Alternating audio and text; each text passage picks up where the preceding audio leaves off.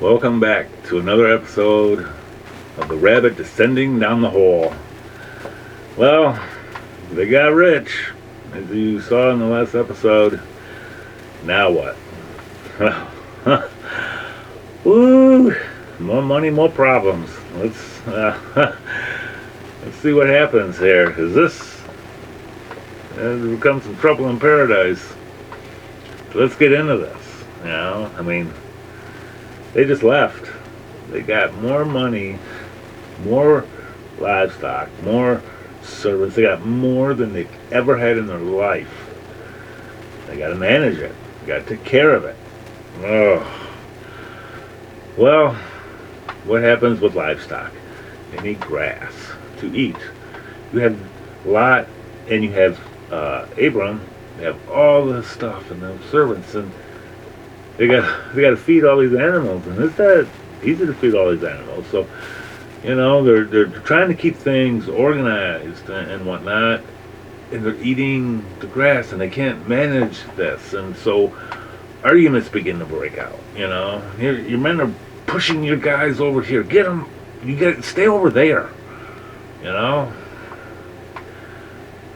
arguing. There was no arguing before. Now there's arguing. What is the problem now? Look, we're trying to get to the water. And you guys are blocking the water.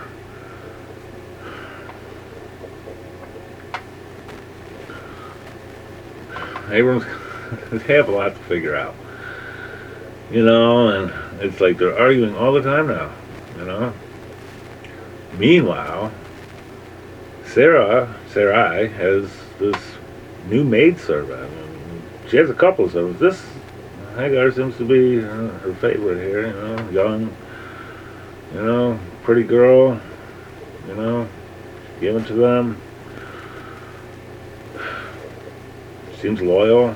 Well, up to this point, they really don't know her yet. But she has this servant, and she helps her with the mills and everything, and they get closer and they talk, and she begins to ask, they talk among themselves about this promise, this promise of a child. This is something that's been kind of weighing on Sarai, and she's wondering, I don't know. God provided all this through Egypt. Maybe more comes through this Egypt, Well, these are just some conversations. Some time goes on, and then there's just an explosion one night. Abram comes home and he's just puts his head down. I can't. I can't. I can't do this anymore with Lot. We're gonna have to separate. We're gonna have to move to different areas. There's just too much. I can't deal with this. We both have enough, and yet we fight more than we've ever fought. So, Sarai just tries to comfort him. Okay, so be it. So he takes Lot, and he's like, where do you want to go? I want to go over there. Hey, that's a great area. There's plenty of grass. There's water over there. There's everything. You take it. I'm going over here.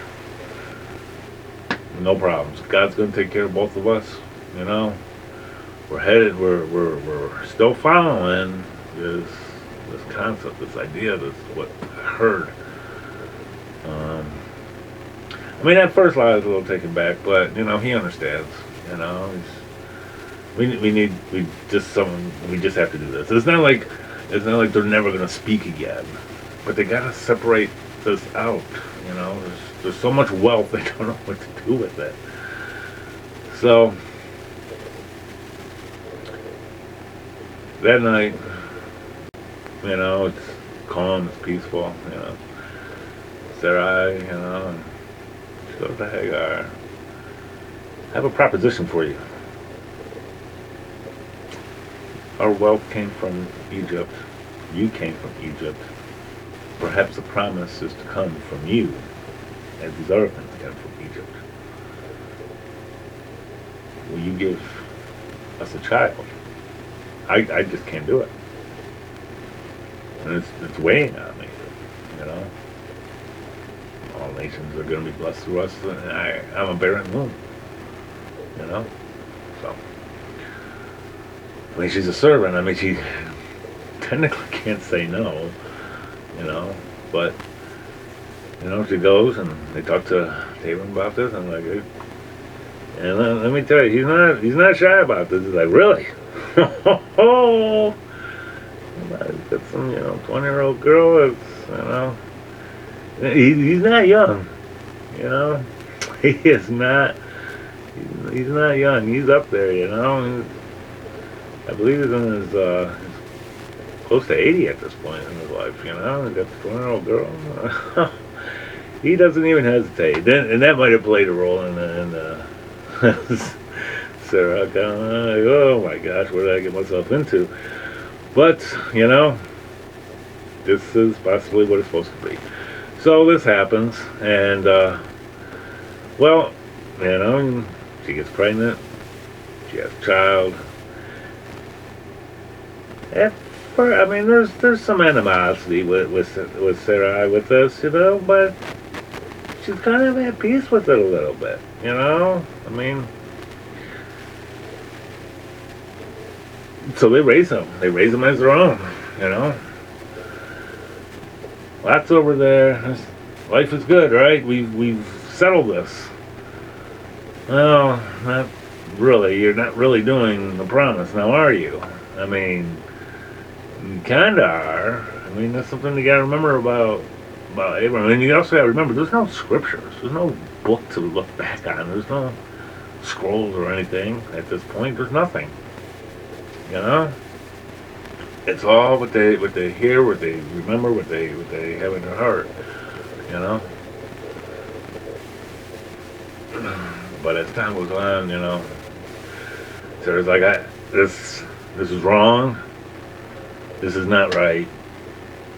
You know, and her and Hagar, they begin to feud each other, and Abram's, you know, he sends her away.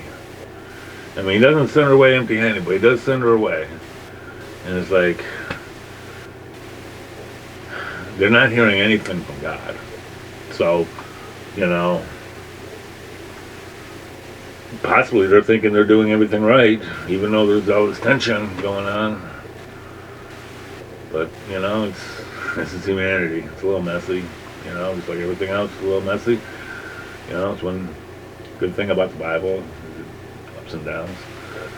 Well, turns out the intuition of Sarai was right, and, well, I wouldn't say it was intuition. Her anger about this was right. They were not doing what they were not following the covenant. But it wasn't a covenant at that point. Huh? It was just words spoken. But we'll get into that covenant next. Join me on the next episode. I'll see you soon.